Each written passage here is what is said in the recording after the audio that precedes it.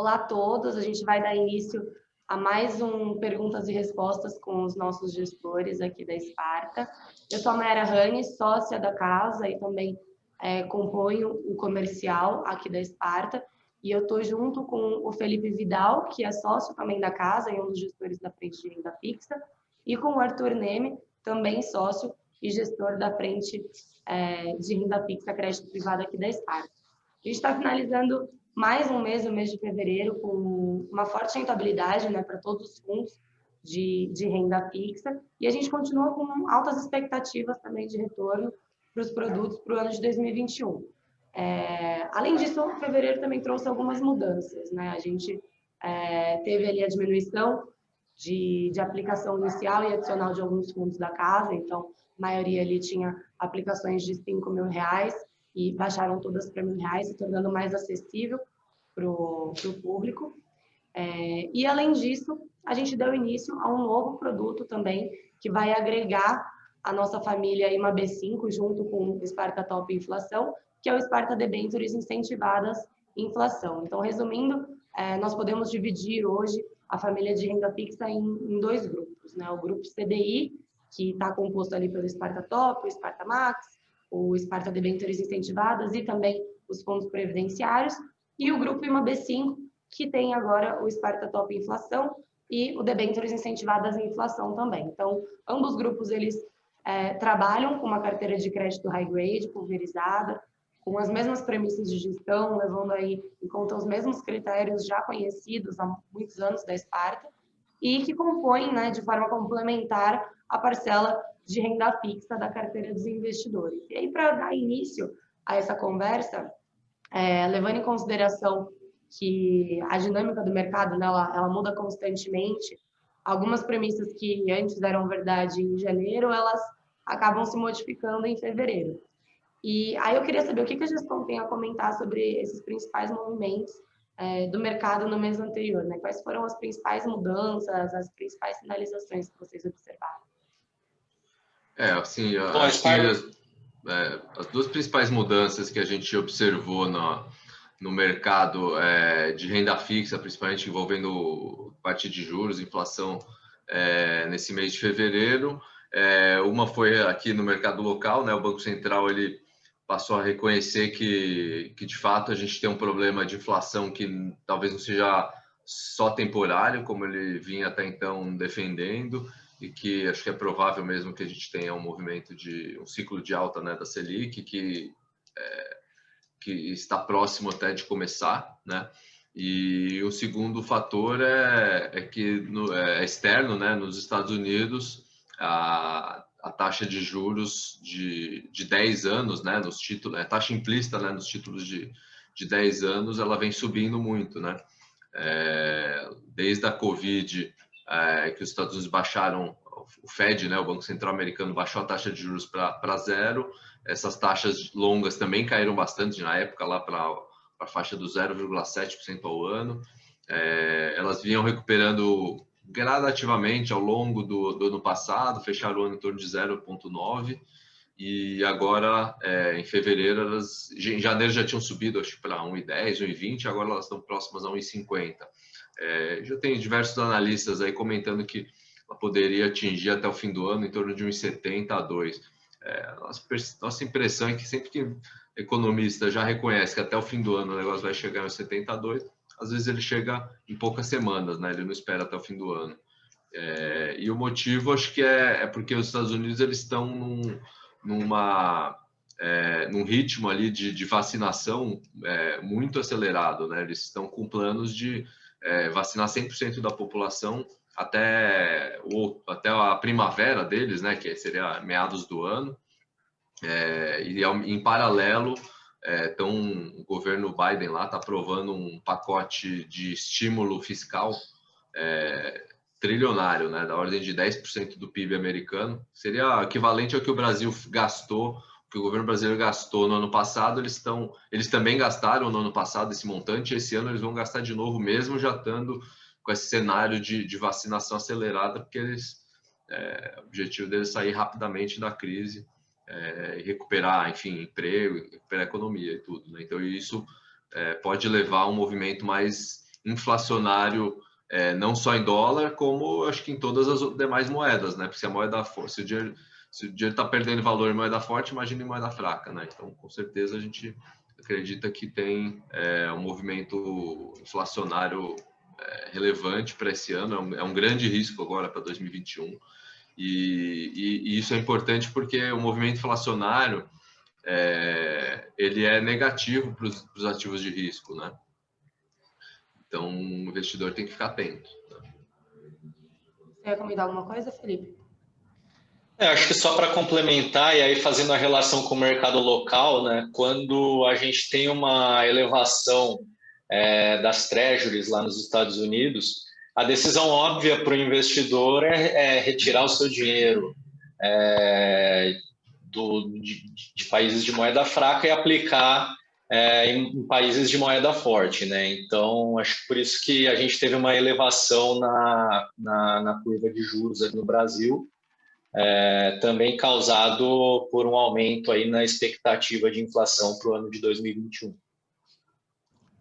Em relação ao mercado de crédito também, em fevereiro a gente teve algumas sinalizações aí de que a gente pode vir a ter um fechamento forte de spreads também no mercado, né? Se vocês puderem comentar um pouquinho sobre.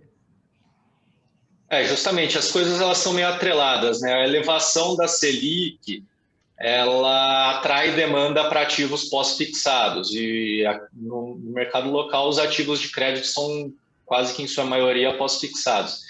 E o mercado se antecipa a isso, então já vislumbrando uma demanda maior por ativos de crédito no futuro, esses ativos eles ficam mais demandados agora e por isso que os spreads fecham, né? Agora, no mês de fevereiro, os spreads fecharam bastante, todos os fundos performaram bem. Só complementando, acho que é legal continuar, a gente sempre vem divulgando, né? Desde que a gente teve o drawdown lá no março e abril do ano passado, né? Com os lockdowns e tudo mais, os nossos fundos vêm se recuperando, né? Os spreads abriram rapidamente lá atrás e eles vêm gradativamente fechando, a gente vem apontando isso já há vários meses, né? E o Sparta-Top ele já recuperou 98% do drawdown que ele teve, né? Ele teve um drawdown de 5,7% mais ou menos em relação ao CDI, ele já recuperou 5,6%, falta 0,1%. A gente acredita que ao longo de março ele deve alcançar isso, ou seja, todos os investidores em qualquer período que eles investiram no fundo, eles no mínimo o CDI eles já vão estar ganhando, né? O Spartamax, que é um fundo nosso também para investidor qualificado, ele agora em fevereiro ele atingiu o high watermark da meta de retorno do fundo, né? Então, quando a gente atinge esse nível, significa que todos os investidores que entrarem em qualquer momento da estratégia do fundo estão ganhando no mínimo a meta de retorno do fundo, né? Que é aquela da qual a gente se compromete ali, que a gente acredita, né? Que é um retorno factível, né? De capturar ao longo do tempo, né? Então, isso mostra aí que o mercado de crédito continua se recuperando aí gradativamente. A gente está bem otimista para esse ano. E importante, com o spread de crédito da carteira bem superior ao spread que a gente tinha em 2019, né? A gente já vinha falando que a gente tinha feito bons negócios na pandemia, né? Conseguido gerir bem a carteira, teve os resgates, a gente conseguiu monetizar ativos para pagar eles, mas ao mesmo tempo comprar ativos em preços interessantes. Então o top, você vê, já recuperou 98% e ainda está com um carrego hoje de 2,40, né? Carrego da carteira do Sparta Top. Enquanto que antes da pandemia, esse carrego era de 1,30. Então, a gente está 110 pontos acima. Se fizesse um exercício hipotético, a gente não acredita que vai acontecer isso, mas só como um exercício.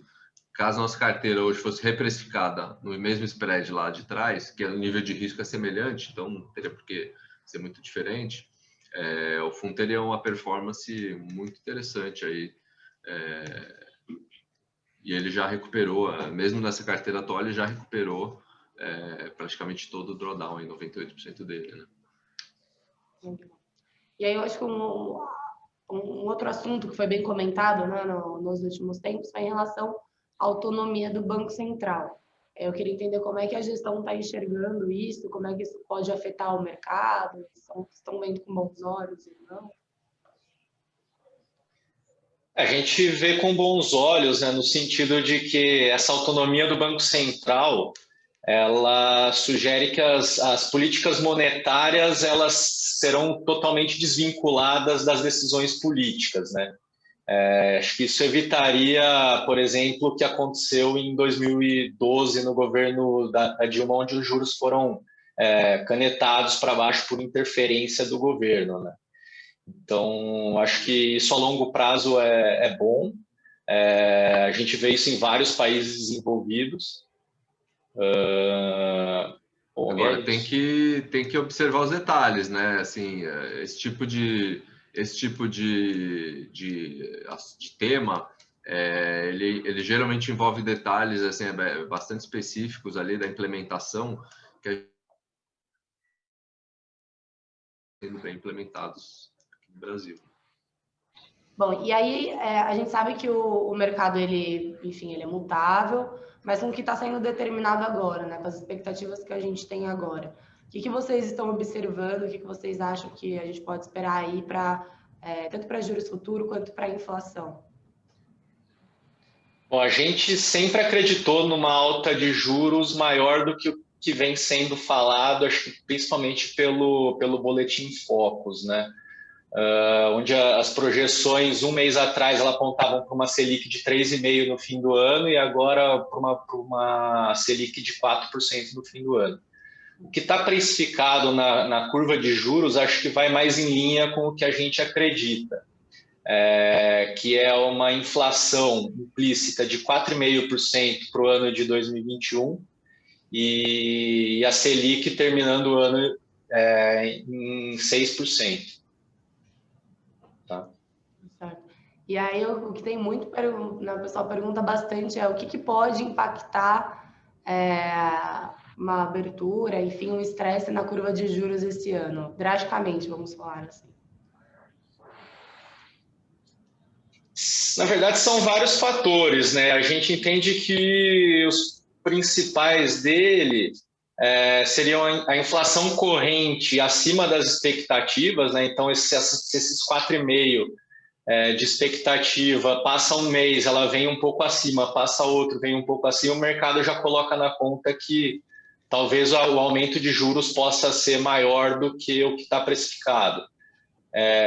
Um outro fator é o deterioramento do cenário fiscal do país, né? Que aí o país ele tende a aumentar o seu endividamento e com isso os investidores eles passam a exigir um prêmio maior para emprestar dinheiro para o governo. E aí o outro ponto é aquilo que o Arthur comentou no início, que seria a ocorrência de uma inflação no exterior, né, que resultasse no aumento das taxas de juros lá fora, e aí isso faria com que o Brasil precisasse também aumentar os juros para que não houvesse fuga de capitais do país. Então, levando em consideração o cenário que a gente está desenhando, né, para o ano de 2021, que tem um aumento da taxa de juros, a gente tem aumento de inflação e tem essa possibilidade aí forte de fechamento de spreads. O que vocês indicam, né, para os nossos investidores, para os nossos parceiros, qual seria a melhor forma aí de compor o portfólio deles, tanto para se proteger desse cenário mais inflacionário, quanto para aproveitar também esse cenário, ganhar com ele e tudo mais? O que a gente vem recomendando aí para os investidores é ter assim um portfólio de investimentos diversificado e com um pouco mais defensivo, né? E uma das formas de fazer isso, né, é comprando ativos pós-fixados, e aí a gente acha que os ativos de crédito pós-fixados estão num momento muito bom, como a gente vem destacando aí, né? E uma outra forma também através de se expor na inflação, né, no risco de inflação, porém sem um duration exageradamente longo, né? Que seria a maior principal forma de se expor na inflação através de títulos de renda fixa, podem ser os do governo ou privados, né? Os do governo, que são os Tesouro IPCA ou NTNB, né? Geralmente eles têm prazos mais longos, né? E a gente acredita que trabalhar com prazos mais curtos é melhor nesse tipo de cenário. Tanto é que a gente lançou o Sparta Top Inflação e agora, nesse mês, como a Mayara já destacou, a gente lançou o Sparta Debêntures Incentivadas Inflação, que eles têm como benchmark não o CDI, né, como um pós-fixado, e sim o índice chamado IMA B5, que é um índice de inflação dos títulos de até 5 anos, né? Então ele tem um prazo médio em torno de 2 anos e meio, um prazo mais curto. Esse índice ele ajuda bastante a defender a carteira do investidor pela inflação, com um retorno real cuja oscilação tende a ser menor do que o retorno real que os títulos mais longos oferecem, né? Geralmente os títulos mais longos oferecem um retorno real um pouco maior, só que o fato deles terem esse prazo mais longo faz com que eles também tenham muito mais volatilidade. E aí, num ano que a inflação suba, que a Selic suba, esse tipo de risco tende a não ser muito atrativo. A relação de risco-retorno não fica mais tão atrativa para esse momento. E aí até entrando... título de 10 anos, só como exemplo, um título de 10 anos você pode perder 10% do teu capital numa volatilidade que pode acontecer, que acontece em praticamente todos os anos acontece uma volatilidade dessa. Você perde 10% do seu capital e você não recupera rapidamente, você leva mais de um ano para recuperar. Num movimento desse, no IMA B5, ele tem um drawdown menor de, às vezes, menos do que 1%, às vezes passa um pouco de 1%, mas não chega a 2%, e a recuperação disso também, geralmente, é bem rápida, de poucos meses, 1, 2 meses, esse tipo de recuperação. E sendo ativos de crédito junto, né, a recuperação ela tende a ser ainda maior, né, ainda mais rápida, né? Uhum. Sim, até entrando falando um pouco mais, né, do IMA B5, enfim, no segundo semestre de 2020, mais para o final, né, do segundo semestre, a gente começou a estruturar esses fundos, né, com outros benchmarks. Acho que a gente chegou à conclusão que o problema nunca foi a renda fixa, né, o crédito privado, mas sim o benchmark CDI, né, que tinha perdido ali uma atratividade por estar muito baixo. E aí isso acabou dando espaço para a gente trabalhar outros benchmarks dentro da categoria. E aí o primeiro fundo que a gente lançou foi o Sparta Top Inflação, que segue ali passivamente o IMA B5. E, em resumo, o fundo ele é uma opção para proteger o portfólio do investidor desses movimentos inflacionários, né? E agrega retorno também com adicional vindo do spread de crédito da carteira. Ou seja, basicamente, ele tem 3 drivers de retorno. Um que, né, no cenário atual, ele tem ali a parcela pós-fixada da inflação, ele tem a parcela que toma o risco pré-fixado e ele tem o spread de crédito também, né? Que são drivers que são descorrelacionados, né? E aí eu queria que vocês explicassem, a partir também, né, desse cenário que a gente está esperando para 2021, como que cada driver de retorno se comportaria. Eu não diria nem que eles são descorrelacionados, eles têm uma relação entre eles, né, esses 3 drivers de retorno, só que eles têm uma correlação negativa, né, o que é bom do ponto de vista de investimento. Bom, em primeiro lugar, a gente tem a inflação, né, que é a expectativa do mercado para esse ano aqui é em torno de entre 4 e 4,5%. Então, se isso de fato se realizar, a gente parte de um retorno nominal desses fundos que seria igual à inflação, né? E, em segundo lugar, a gente tem o componente do yield do IMA B5, que hoje está em torno de 2%. Esse yield varia diariamente, né? Esse yield, sim, ele traz a volatilidade do indexador. No caso, é uma duration curta, então, para cada 100 pontos que você tem um aumento nesse yield, o indexador ele perde ali 2%, mas, por outro lado, a inflação ela é positiva no período e você consegue recuperar uma parte desse marcação mercado negativa com a inflação, né? E o terceiro driver de retorno é o spread de crédito, que o fato de você ter uma inflação acelerada implica numa expectativa de aumento da taxa de juros. E a expectativa de aumento da taxa de juros, ela faz com que o spread de crédito feche, que é um pouco do que a gente viu esse mês aqui.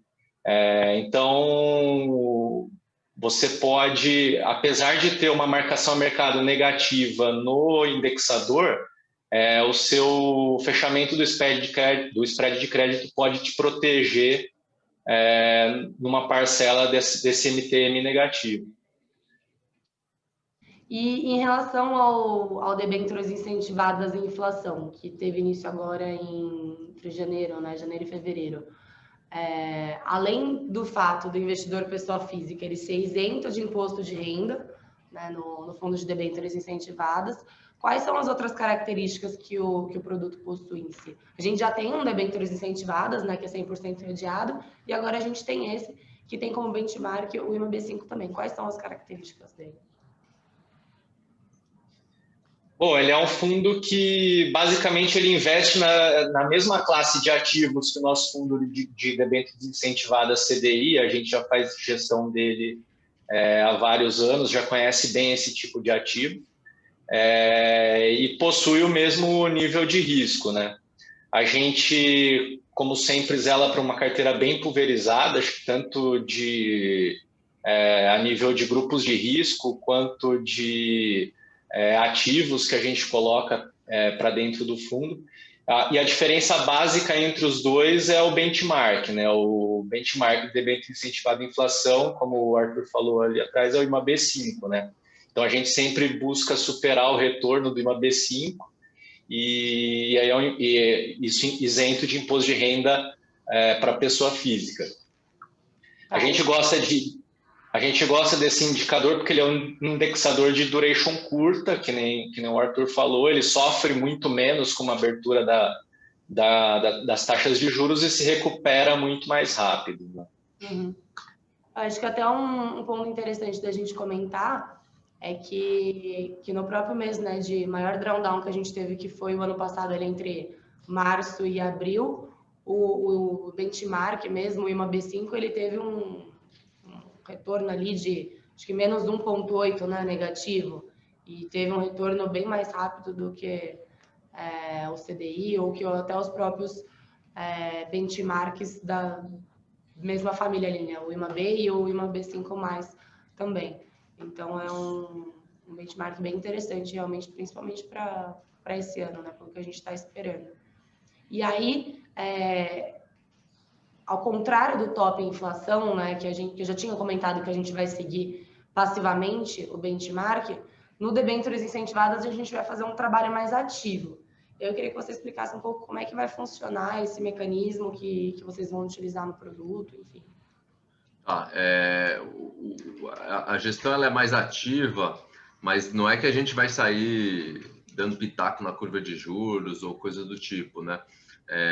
A gente entende que existe espaço para, assim, a maior parte do tempo a gente é passivo no benchmark, IMAB5, mas existe espaço para em momentos, principalmente em momentos de estresse, né, em que a curva abre, né, essas taxas de juros aumentam, né, e o valor dos ativos cai, existem compradores, como, por exemplo, fundos de pensão, né, compradores, investidores de longo prazo, que entram comprando no mercado quando essa remuneração se torna atrativa. E aí faz sentido, nesse momento, alongar um pouco o duration. Então, a gente vai fazer de uma forma mais sistemática, não tão discricionária do gestor, mas sim sistemática com um algoritmo.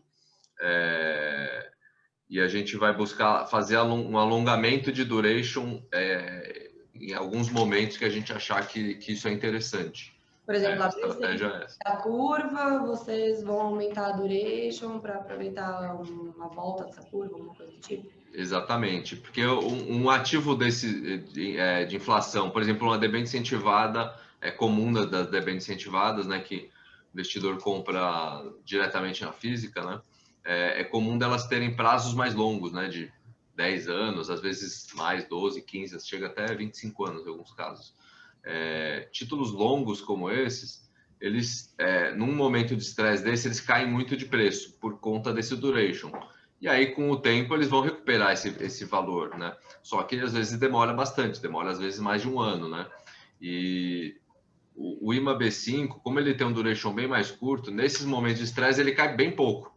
E aí, eventualmente, abre a oportunidade para você, de fato, alongar o duration numa rentabilidade bastante atrativa e pegar essa recuperação. Você não pega a queda, mas você pega a recuperação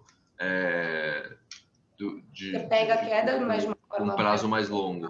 Você pega a queda com prazo curto, você alonga um pouco, pega a recuperação com prazo mais longo. A gente entende que isso agrega valor, gera valor para o fundo, para o investidor, não aumenta o risco de uma forma desproporcional. A gente acha que é interessante, é inteligente fazer isso. E a gente faz isso no Sparta Debêntures Incentivadas Inflação, porque já é um fundo que naturalmente tem um pouco mais de volatilidade do que o Sparta Top, por exemplo, que é um fundo que sempre foi pós-fixado e com baixíssima volatilidade, né? O Sparta Debêntures Incentivadas sempre teve mais volatilidade, intrinsecamente os ativos eles têm um pouco mais de volatilidade, a gente sempre alertou isso, então a gente entende que é um investidor que está um pouco mais exposto a um pouco mais de risco, né? Mas por conta do próprio... E ter esse retorno adicional isento de inflação é muito bom, né? Por ser um mercado muito pautado também pela pessoa física, já acaba determinando, já acaba trazendo essa volatilidade um pouco maior para o mercado. A característica de que você tem vários players diferentes operando nesse mercado, são ativos de fato mais longos, são ativos que oscilam conforme a curva oscila, então a gente entende que os ativos isentos eles têm uma volatilidade bem maior do que os ativos de crédito tradicionais, né, os debêntures CDIs. Legal, gente. Aí, para finalizar, eu queria pontuar algumas coisas assim, que ao longo dos demais vídeos, né, vai fazer acho que um ano agora, em abril, que nós estamos fazendo esses vídeos mensais com a gestão, a gente veio apontando as grandes oportunidades, né, que o mercado de crédito vem apresentando, continua apresentando, tem possibilitado a manutenção do carrego das estratégias, melhoria de perfil de retorno, enfim. Mas, de qualquer forma, eu gosto sempre de lembrar, né, que o melhor momento para se ter alocado em renda fixa foi há 11 meses atrás, né, quando a gente teve uma grande distorção dos spreads, enfim, boa parte desse fechamento já foi ali englobado pelo produto. Quem entrou, aproveitou aquele momento, conseguiu ter um retorno realmente muito interessante, com baixíssimo risco. E a gente está passando agora por uma segunda oportunidade ímpar, de ser aproveitada, né, que pode render bons frutos aí para a carteira do investidor. Então, eu queria ressaltar a importância, né, de entrar nos fundos de renda fixa de crédito privado agora, levando em consideração, né, que é importante diversificar riscos, então até por isso que a gente está compondo, né, criando categorias, vamos dizer, famílias diferentes, né, de benchmarks aqui dentro. Então, ter uma composição de fundos pós-fixados com fundos atrelados à inflação é realmente uma excelente pedida aí para proteger o portfólio do investidor desses movimentos inflacionários que a gente está esperando, ainda assim trazendo uma agregação de valor com as estratégias de crédito privado, né, com o spread de crédito, que ainda está bem elevado, então tem bastante oportunidade, e ainda mais levando em consideração também a valorização dos benchmarks, né, que é o que a gente está esperando também para o ano